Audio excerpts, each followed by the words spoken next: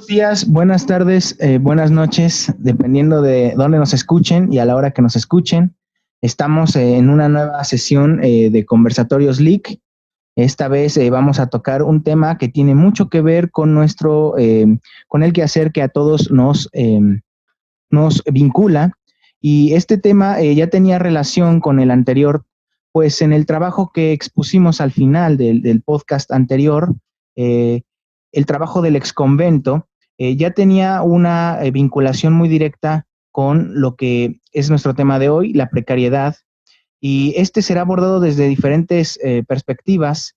Y bueno, paso a presentar a los compañeros y al maestro que estarán en este momento y que estaremos discutiendo pues este tema. Horacio, si nos quisieras comentar un poco de qué vas a tratar.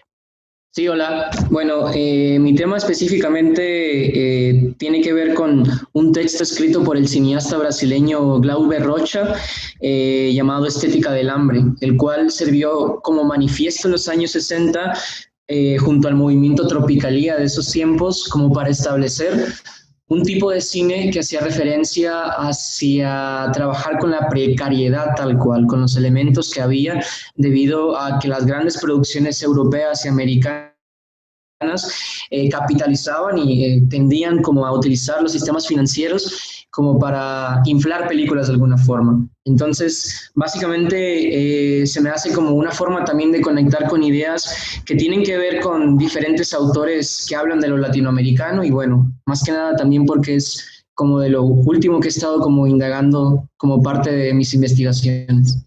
Excelente, pues ahí ya tenemos la primera perspectiva. Para ahora quisiera compartirle el micrófono a mi compañera Lola. Ella nos va a hablar también desde su punto de vista. Hola a todos. Pues básicamente a mí me gustaría hablar sobre cómo el performance es un arte con precariedad desde la historia, eh, y también mencionar a la mujer, ya que en estos tiempos o desde los tiempos antiguos la mujer ha sido opresora del arte, en el arte sobre todo, y pues básicamente es eso. Excelente. Y bueno, maestro Cobian, quisiera si nos pudiera compartir también de lo que va a compartir, de lo que va a hablar en esta sesión. Sí, muchas gracias. Hola a todos. Bueno, a mí me gustaría, cuando ustedes tres terminen su participación, me gustaría platicar un poco comentarios acerca de cada uno de los temas. Sobre todo, bueno, hay un tema que a mí me interesa y es el de la educación, la precariedad en la educación actual, en este momento que vivimos de la pandemia, cómo nos está afectando sobre todo a los países latinoamericanos, a los países tercermundistas, y por ahí a lo mejor, si me alcanza un poco el tiempo, platicar de un artículo que salió en el New York Times, donde habla acerca de la educación en la era de la digitalización y que habla precisamente cómo los pobres somos sometidos a este tipo de educación para generarnos como una ruptura y alejarnos del contacto físico, del contacto humano, ¿no? Entonces, bueno, eso es más o menos lo que me gustaría a mí participar. Maestro, pues ahí lo tienen, diferentes perspectivas. Hoy estará muy bueno el conversatorio y sobre todo recordarles que nos sigan en nuestras redes. Es muy importante para que estén al pendiente de cuando podamos avisarles del nuevo programa. Entonces, comenzaremos. Les platicaré un poco desde mi punto de vista. Vamos a empezar de lleno porque pues no les he dicho propiamente de lo que voy a abordar. Yo me dediqué a investigar un poco sobre Thomas Hirschhorn, ¿no? El trabajo de él me ha llamado mucho la atención y nos ha llamado mucho la atención a nuestro colectivo, dado que él utiliza ciertos recursos que podríamos calificar primeramente de precarios en términos de lo que está a la mano, de lo que uno dispone para trabajar. Muchas de sus obras se han dado en esos términos, cartón y colores de fácil acceso, que pareciera que no buscan ser ostentosos, han utilizado materiales, podríamos decirlo, reciclaje, como botellas y otros aparatos que están ahí arrumbados, como autos en chatarra y cosas por el estilo. Pero cuando indagué un poco más sobre esta forma de trabajo de Hirschhorn, me di cuenta pronto, leyendo sus escritos, que la precariedad para él iba mucho más allá de simplemente atender estos materiales de trabajo o de atender a estas formas de trabajo que podríamos llamar pues de recolección o de armado o de reciclaje incluso, ¿no? Está lejos, creo yo, Hirschhorn de su trabajo solamente reducirse a precariedad en esos términos. Y él lo deja muy claro con la evaluación de uno de sus grandes trabajos, el monumento a Gilles Deleuze. Ese monumento de los años 2000 toca un tema muy interesante para Hirschhorn, en el que no solo le descubre lo que es un monumento, sino que también le descubre a Hirschhorn lo que significa precariedad. Para él, la precariedad había sido hasta ese momento algo que le había parecido más o menos desconocido, pero lo menciona muy claramente. En el monumento a Deleuze se da cuenta de lo que significa y, bueno, básicamente para él significa precariedad, más que los elementos con los que trabaja, significa una muy, digamos, una estructura muy frágil o predispuesta siempre a caer, pero que es mantenida por el esfuerzo colectivo. Y ahí es cuando yo hago un vínculo directo con nuestro trabajo y con nuestro mismo proyecto de colectividad. Es decir, entender, dice Hirschhorn, que la precariedad habita solamente en la lógica de lo humano. Entender que muchas de las formas, si no es que todas, de las formas humanas surgen a partir de la precariedad. Es decir, es un trabajo colectivo de todos los días, de cada mañana, de cada tarde, de cada noche, de estar construyendo en colectivo ciertas formas que si fueran abandonadas por una fracción de la colectividad o incluso si fueran en algún momento, digamos, si fueran fracturadas por algún individuo de esa colectividad, pues podrían caer, ¿no? ¿Por qué es tan evidente con el monumento a Deleuze? Bueno, el monumento a Deleuze, en un momento en el que se dejó abandonado, empezó a quebrarse. Se empezaron a llevar algunas de las personas que llegaban ahí, no propiamente de la comunidad, pero digamos, personas que llegaban de los alrededores, empezaban a intervenir el monumento de forma y también incluso llegaron a hurtar algunas de las cosas que estaban dispuestas, ¿no? Para esto habría que entender que el monumento a Deleuze obviamente era un monumento abierto, en un espacio público y totalmente, digamos, a la intemperie, ¿no? Entonces, pues habría que justamente tomar, creo yo, primeramente este aspecto de la caridad, es decir, que es una construcción colectiva. Y con esto, pues, obviamente, Hirschhorn piensa mucho en la necesidad de pensar la vida en términos de precariedad y de pensar la vida en términos de colectividad. Entonces, yo quisiera que continúen algunos de mis compañeros para justamente abordar este tema de la colectividad y de la precariedad y de la facilidad con la que muchas veces, pues, estas estructuras pueden llegar a, digamos, a destruirse o no a destruirse, pero a cambiarse, ¿no? Sí, muchas gracias.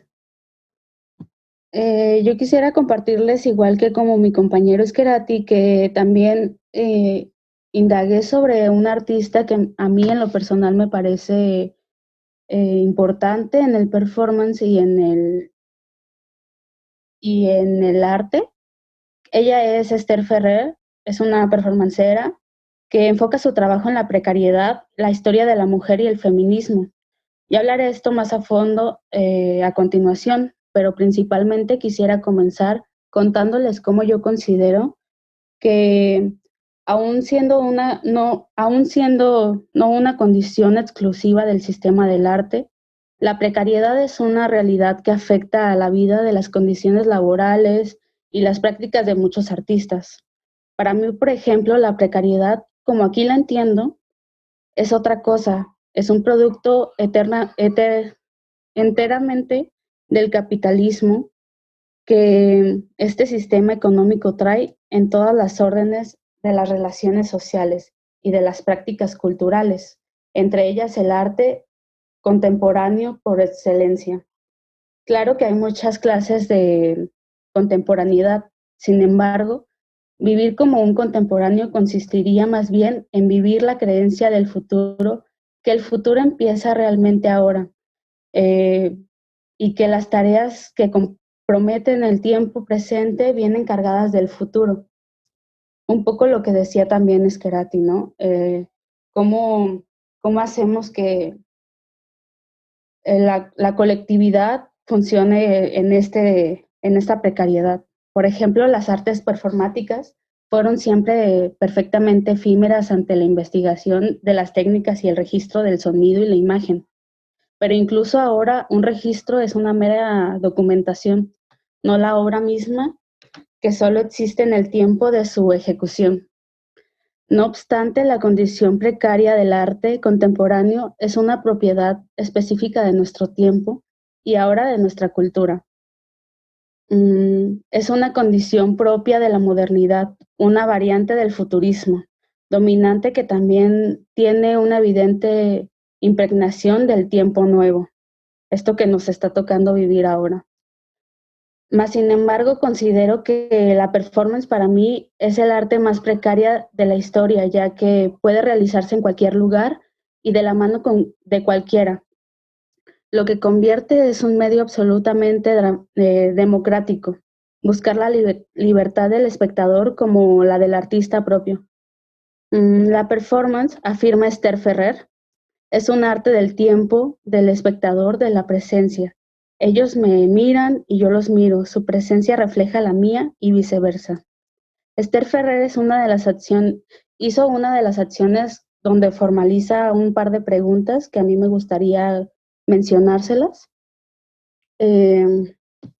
¿Están de acuerdo con la situación de las artistas en el mundo del arte?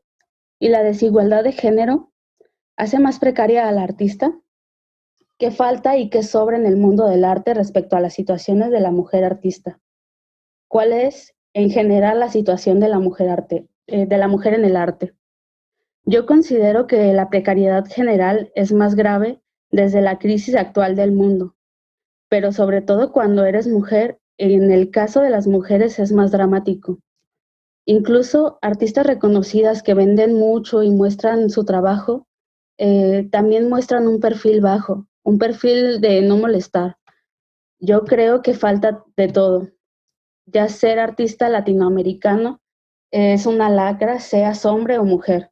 Por ejemplo, es un ejemplo muy común fuera del arte, pero igual entra en esto y se los quiero mencionar. Si el pastel es muy pequeño y las mujeres reclaman un trozo, eso supone que los hombres tienen que renunciar a una parte de lo poco que tienen, y eso genera un problema. Es absolutamente absurdo. Para la precariedad, la precaria de los precarios es la mujer.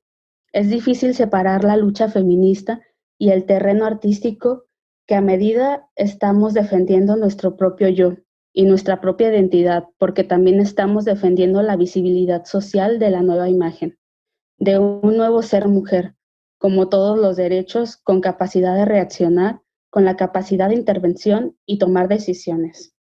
Esto lo menciona Esther Ferrer y a mí me parece sumamente importante también mencionárselos a ustedes. Yo creo que con esto podría concluir un poco lo que yo quería hablar sobre la precariedad y podría pasarle el micrófono a alguno de ustedes. Muchas gracias.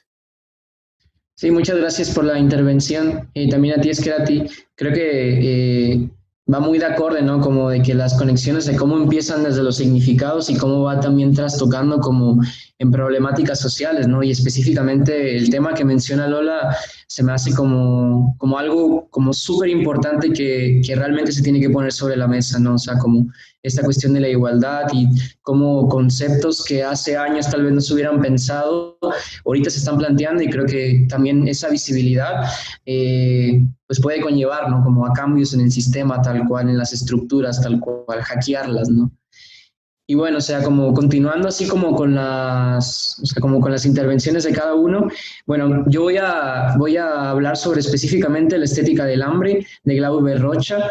Específicamente, últimamente he estado viendo como mucho cine latinoamericano y he encontrado que existen relaciones específicamente con lo social, con problemáticas sociales. Esto específicamente también porque, bueno, América Latina está plagada en la última parte del siglo XX, pues de dictaduras, ¿no? Tal cual, golpes de Estado, violencia, desaparición de pueblos originarios, bueno, o sea, como que esas problemáticas, si bien hay un sector de la población o de la producción cinematográfica que produce específicamente como el modelo americano, que es como más hacia lo económico, ha habido gente que ha trabajado con la precariedad, o sea, desde la nada, como para enunciar una posición política en específico, ¿no?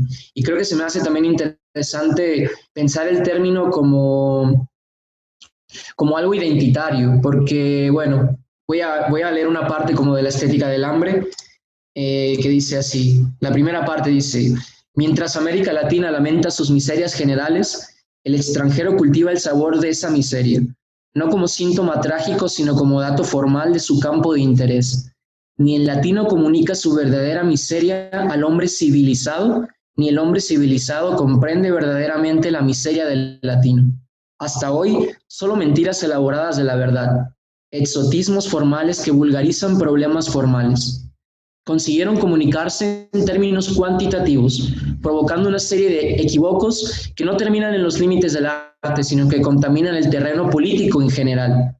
Para el europeo, los procesos de creación artística del mundo subdesarrollado solo le interesan en cuanto satisfacen su nostalgia de primitivismo, un primitivismo híbrido, disfrazado de herencias del mundo civilizado, malentendidas porque son impuestas por el condicionamiento colonialista.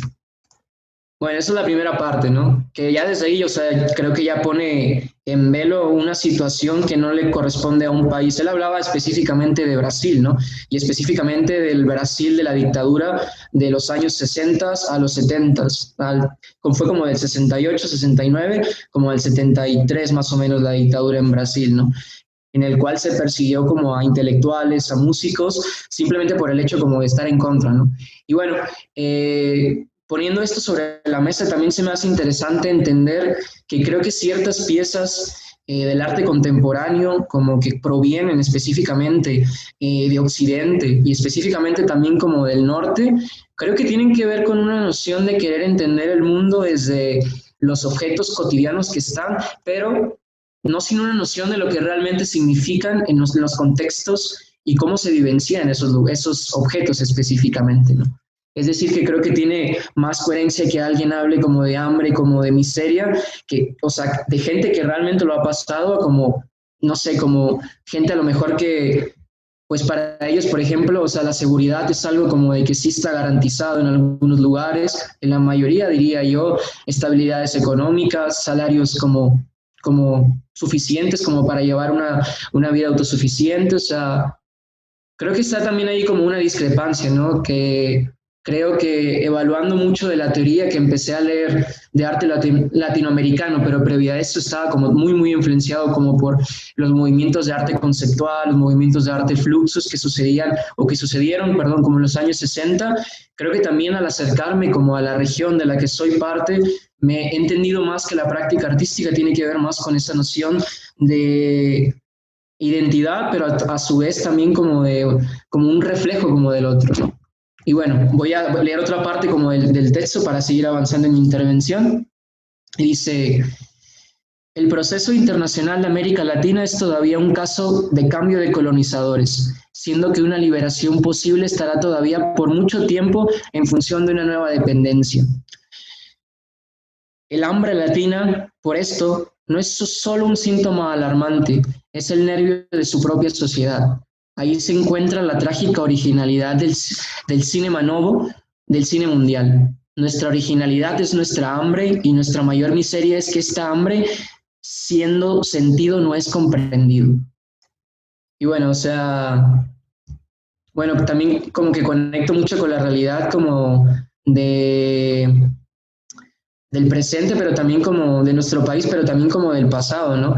Y no solamente como en estructuras de arte, o sea, es decir, no como, bueno, de que solo algunos, o sea, por ejemplo, pueden producir arte en este país acorde como a alineamientos como de económicos, es decir, no preocuparse por la producción de obra cuando el grueso de las personas artistas, o al menos de las que yo conozco, o sea, trabajan con otros medios y muchas de esas veces son medios autónomos, ¿no? O sea, porque también existe una precariedad en torno a como a eso, ¿no? O sea, de que los condicionamientos sociales, es decir, las estructuras que se van, los posicionamientos, definitivamente delimitan el hecho como de la producción del artista, ¿no? Pero se me hace interesante también que no es una situación que solamente le convenga, como que es parte de México, ¿no? O sea, como que toda América Latina como que se enfrenta a esa situación específicamente, ¿no? Específicamente también por lo económico, creo, ¿no? Y bueno, para finalizar voy a leer la parte que más me gustó del texto. Dice, nosotros comprendemos este hambre que el europeo y el brasilero en su mayoría no entienden. Para el europeo es un extraño surrealismo tropical, para el brasilero es una vergüenza nacional y no sabe de dónde viene. Nosotros sabemos que el hambre no será curado por los planes de gabinete y que los arreglos del tecnicolor no esconden, sino que agravan sus tumores. Así solo una cultura del hambre, minando sus propias estructuras, puede superarse cualitativamente y la más noble manifestación del hambre es la violencia. Esa violencia, con todo, no está incorporada al odio, como tampoco diríamos que está relacionada al viejo humanismo colonizador. El amor que esta violencia encierra es tan brutal cuanto la propia violencia, porque no es un amor de complacencia, sino un amor de acción y transformación.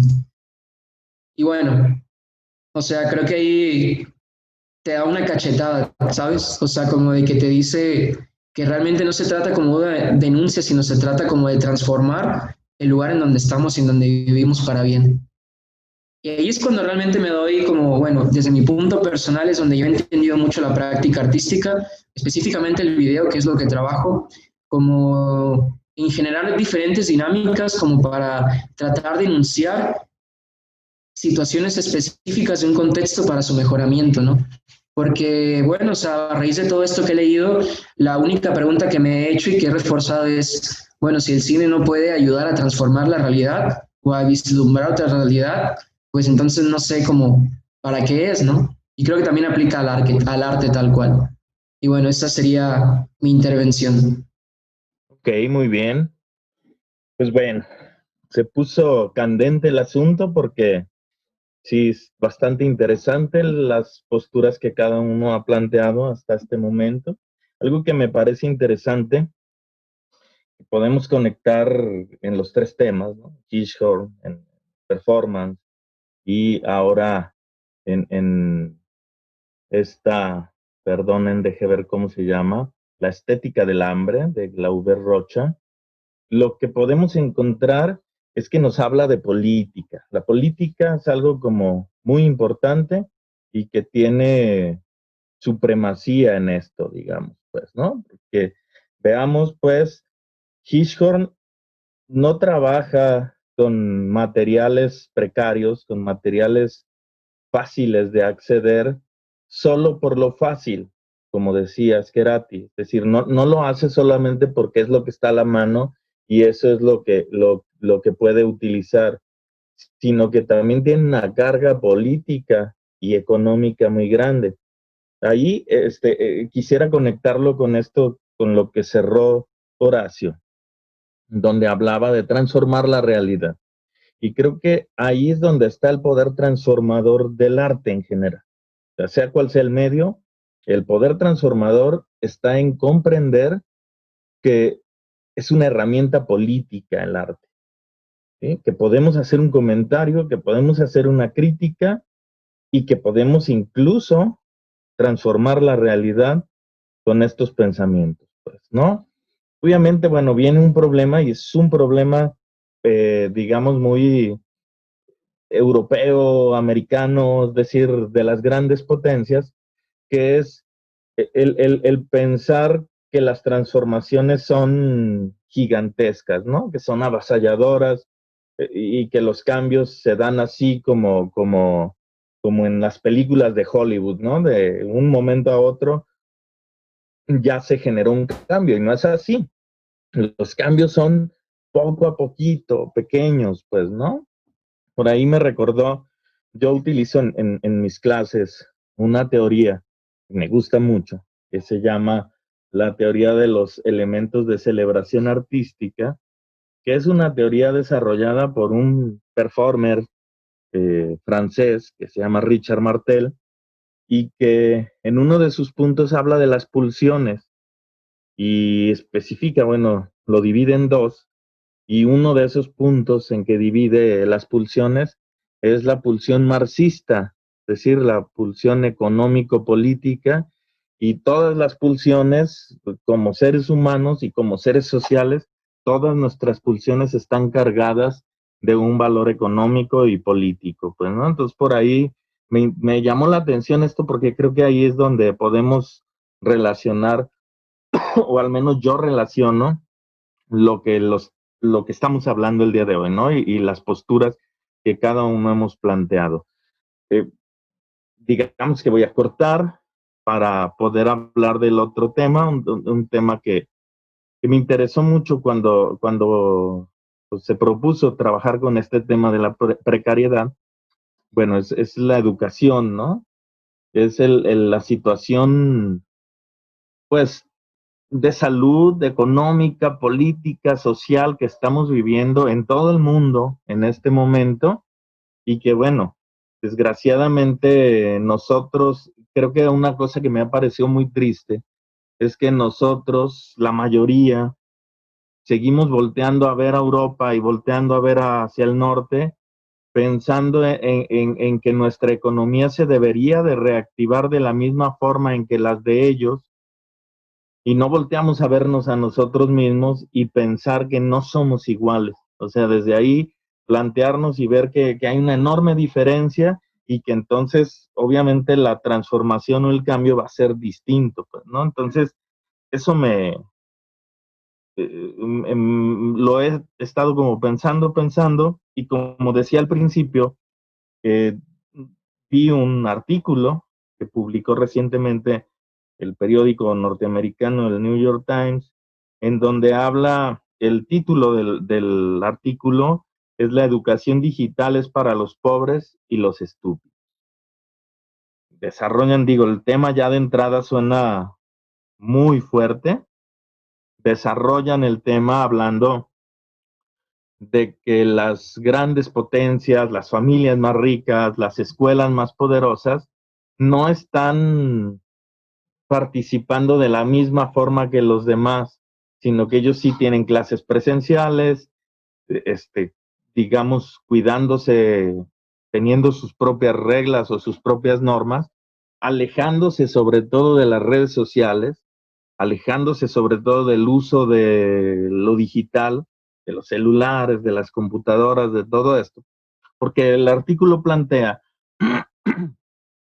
que esta cosa de ahora pasar tanto tiempo frente a una computadora, frente a un celular, lo único que nos está haciendo es, bueno, alienarnos como más de lo que ya estábamos alienados y controlarnos, ¿no? Una forma de control.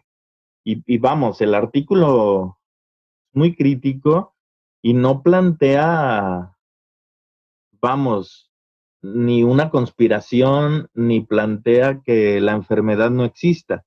Solo lo que plantea es que se nos está llevando como orillando a tener una nula participación, un nulo relación humana con los otros y por tanto estamos llegando como a una poshumanidad, ¿no? O sea, a una humanidad, digamos, robotizada, o digitalizada, donde se pierden muchos valores y como muchas formas de comprender al otro, porque ahora no podemos comprenderlo del todo si no es por medio de una pantalla, y obviamente esto elimina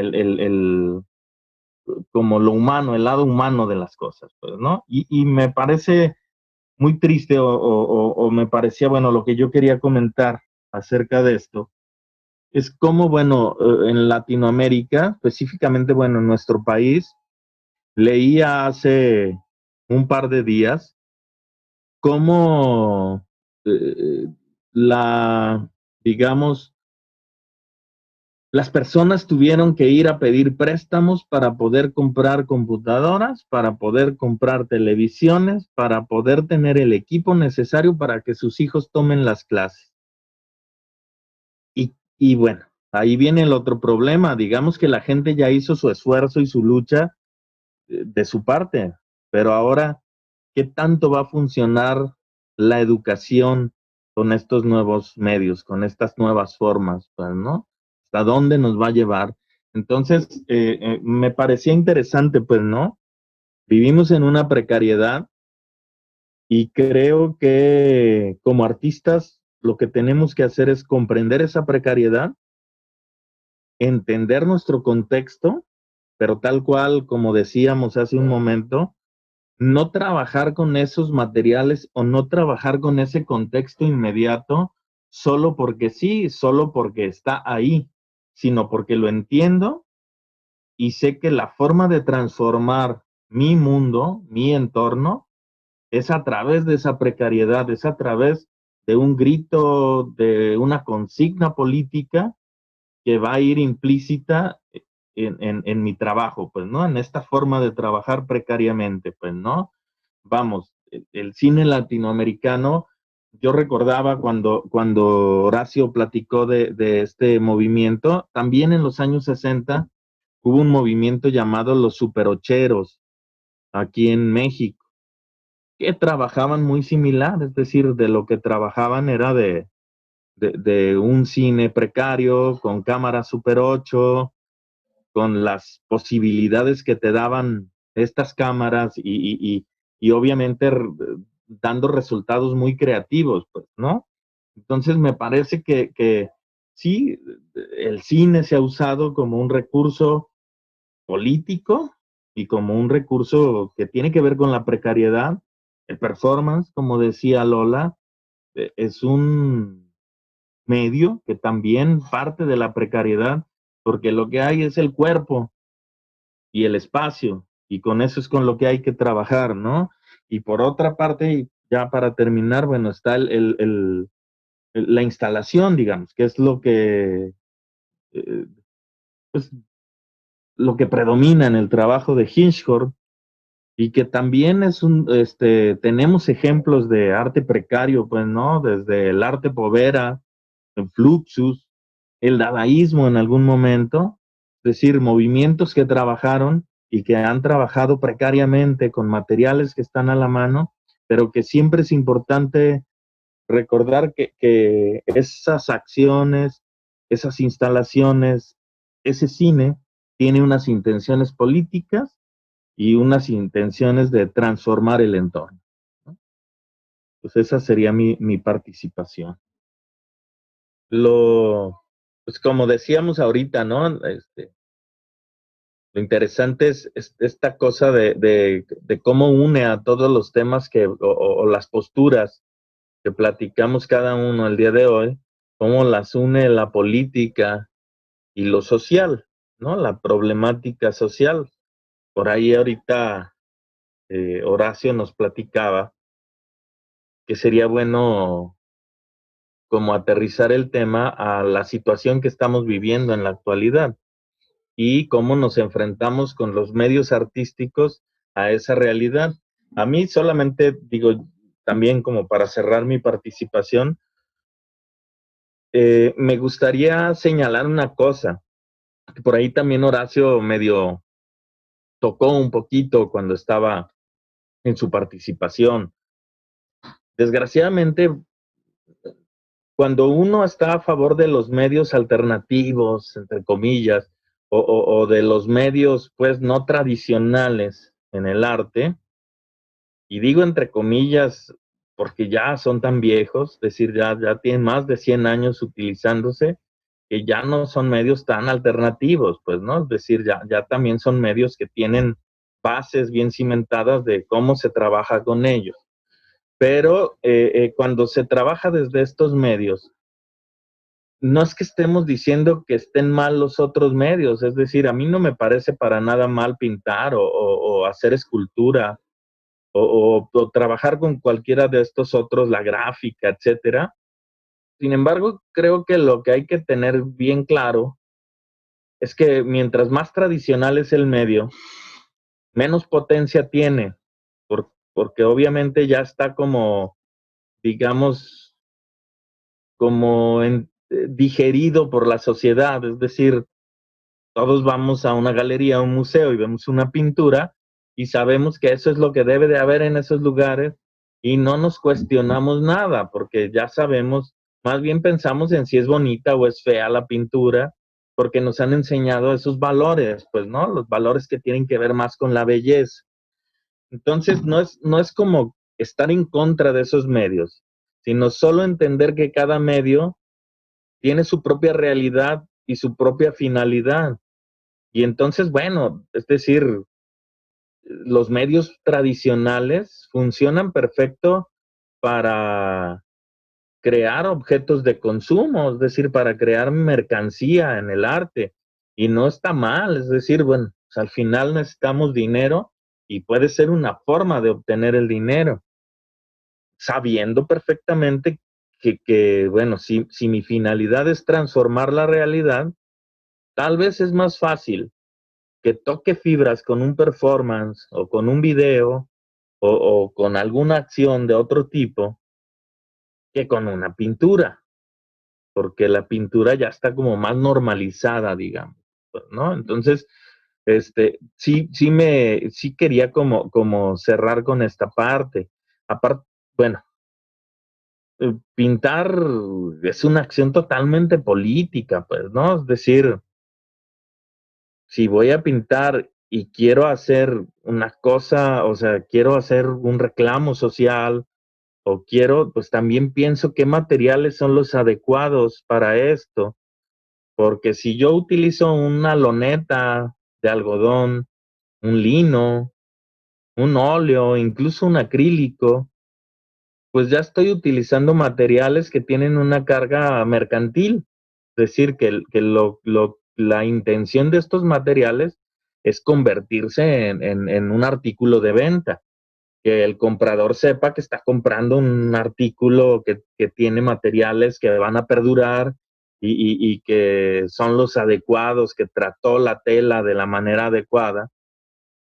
Pero entonces por eso me aleja mucho más de poder tocar fibras y poder transformar la realidad, porque en todo caso estoy trabajando con un producto mercantil y los otros medios me facilitan un poco porque se vuelve más duro el golpe que puedes dar con el discurso para transformar esa realidad, para esa posible transformación de la realidad.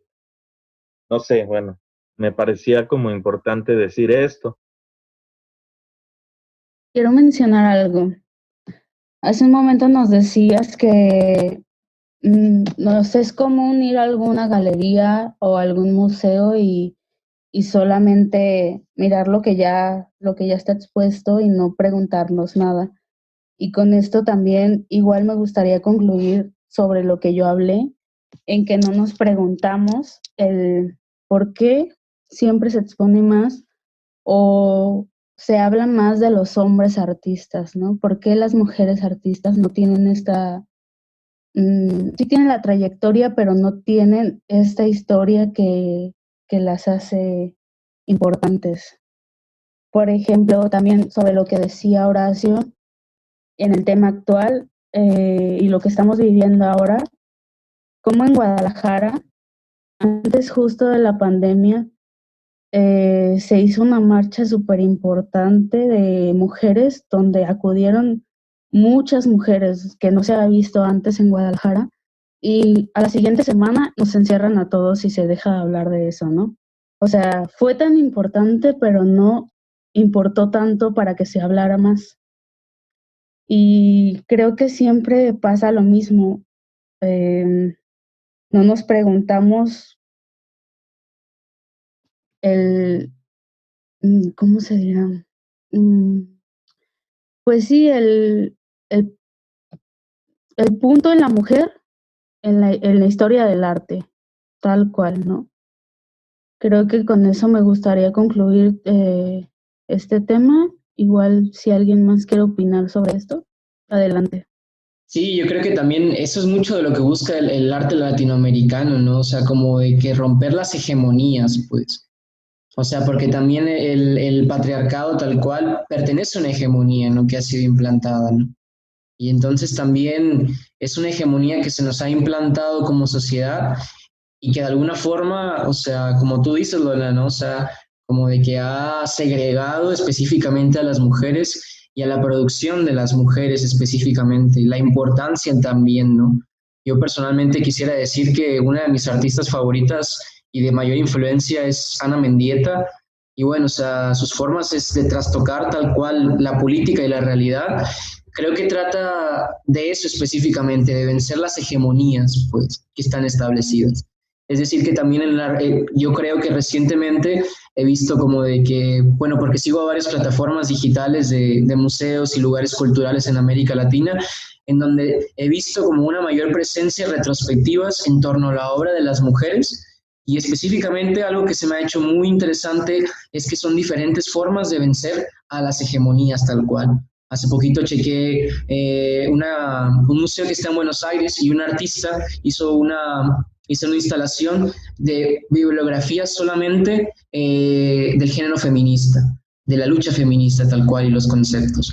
Los puso sobre un cuadro dentro de un espacio en una galería y puso también video en donde entrevistó a personas sobre el movimiento, ¿no? Y creo que desde ahí, desde ese establecimiento, desde que la mujer, o sea, está buscando como esa presencia tal cual equitativa que debe establecerse, creo que también se vuelve importante como esa noción como medio ética, que tal vez las chicas que están como trabajando con lo artístico tiendan o tienen a lo mejor como de que buscar, ¿no? En un sentido como, pues tal cual, ¿no? O sea, de que tratar de vencer esta hegemonía patriarcal y de alguna forma también eso conecta con la hegemonía que se ha implementado en los sistemas económicos y sociales de nuestros países, pues, tal cual, ¿no? Creo que también, retomando el comentario de Cobian, lo político y lo económico en el arte es, o sea, es como el arte existe porque existen estos problemas, pues. Si no existieran estos problemas, el arte no serviría de nada porque todo sería perfecto, ¿no?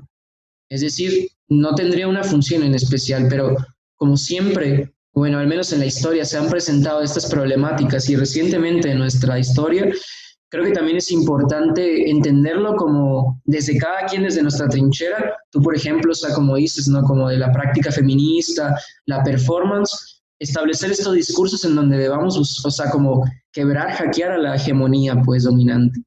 O sea, como en términos generales, ¿no? O sea, y cada quien obviamente tiene como sus estructuras que, o sea, que vencer, ¿no? A eso me refiero, ¿no? Y eso se me hace súper interesante porque los discursos también se vuelven como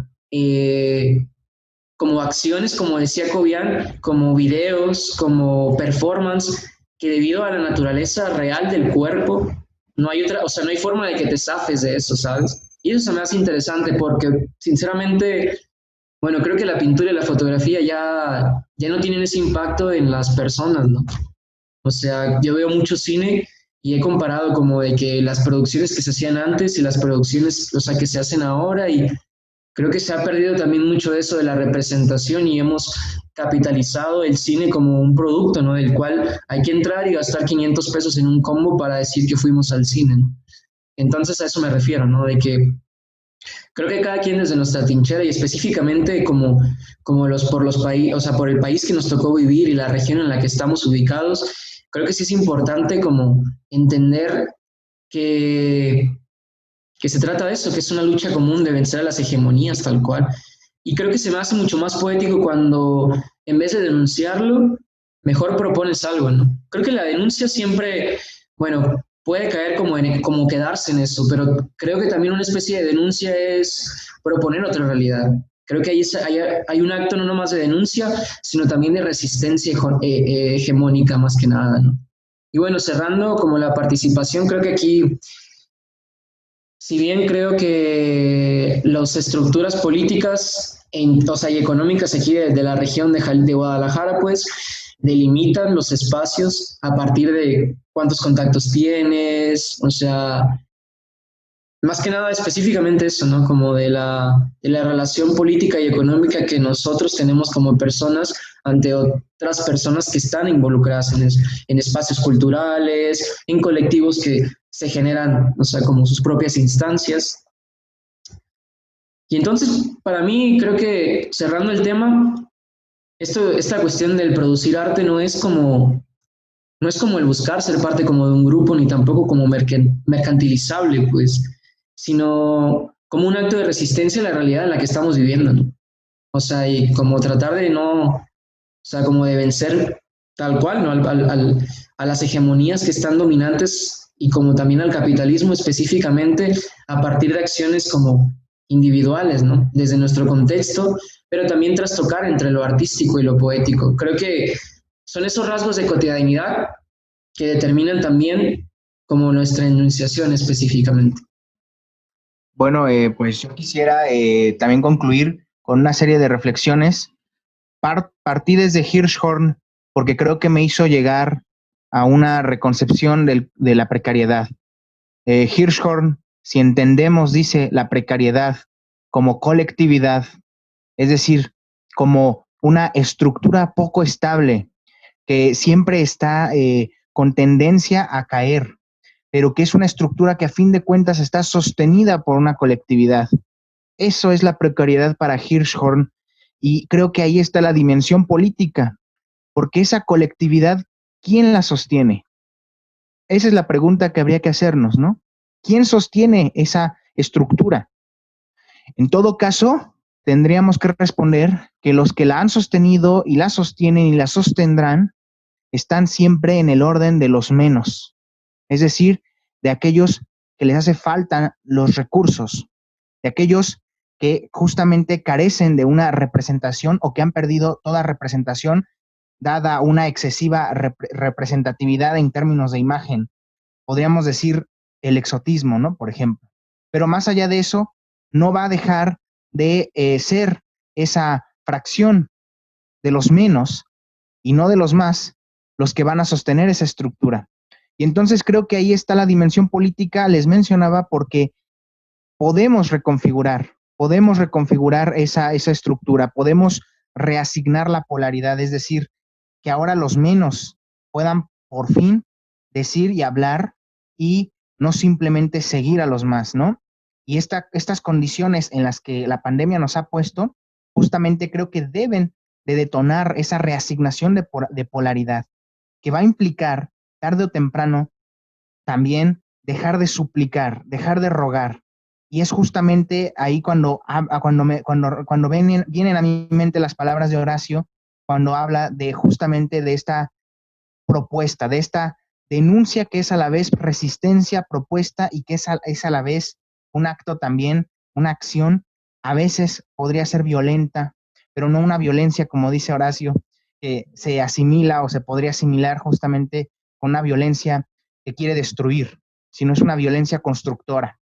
Entonces creo que dejar de suplicar, dejar de rogar, es dejar justamente de mirar a lo precario como una condición de lo menos y ver lo precario como una condición que posibilita el más. Y justamente entonces habría que también entender toda esta dimensión de la precariedad desde ahí, es decir, desde lo que podemos hacer, mirándonos a nosotros mismos y viendo hacia adelante para poder cambiar el pasado y el presente que muchas veces se nos aparecen como incómodo. Entonces creo que aspirar a eso, aspirar a una situación en la que por fin podamos tomar riendas y poder mirarnos en una situación de fuerza y de construcción, creo que nos va a ayudar justamente a establecer una nueva posibilidad de estructura. Y con eso terminaría mi intervención. Pues muy bien, pues ya solo queda despedirnos, agradecer por escuchar esta segunda emisión del podcast. Y pues ya saben, síganos dejando sus comentarios y diciéndonos qué tema les gustaría tratar. Por aquí ya tenemos algunas propuestas que nos han hecho llegar y que vamos a trabajar, ¿no? Hay una interesante que no sé si será la siguiente o no, pero nos hablaban por ahí, hablar de la educación artística. Y justo acabábamos de checar un texto, ¿no? En el colectivo que nos compartió Horacio, precisamente sobre este tema, y pues lo vamos a trabajar para un futuro. Muchas gracias y nos vemos. Hasta luego a todos. Hasta luego. Adiós, Gracias. síguenos escuchando. Adiós.